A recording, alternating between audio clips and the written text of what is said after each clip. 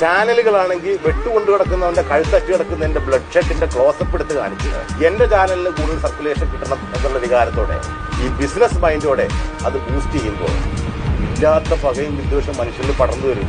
മാനൂര് നടക്കുന്നൊരു കൊലപാതകത്തെ പത്രത്തിന്റെ 5-ാം പേജിലോ 6-ാം പേജിലോ ഒരു ചെറിയ വാർത്തയായിട്ട് കൊടുത്ത് എഴുതി തള്ളിക്കളയണം. അത് ആര് മരിച്ചാലും ആര് കൊന്നാലും വീട്ടുവഴക്കായാലും അതിർത്തി തർക്കമായാലും അത് ഏത് രാഷ്ട്രീയക്കാരനാണെന്ന് കണ്ടുപിടിക്കാനുള്ള പത്രക്കാരൻ ചാനലുകളുടെ ധൃതി കാണുമ്പോൾ നാടിനോടുള്ള പൂർവ്വം ഒരു മറന്നു പോകില്ലെന്ന് എനിക്ക് പലപ്പോഴും തോന്നിയിട്ടുണ്ട്.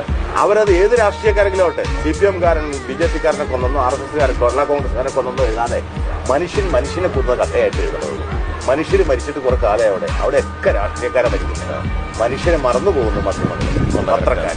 അത് മാറ്റണം. അത് മാറ്റിയാൽ ഇത്തരം കൊലപാതകങ്ങൾക്ക് പ്രസിദ്ധീകരണങ്ങൾ യാതൊരു പ്രാധാന്യവും കൊടുക്കില്ല എന്ന് കണ്ടാൽ വെട്ടുപോലെ കുറയും.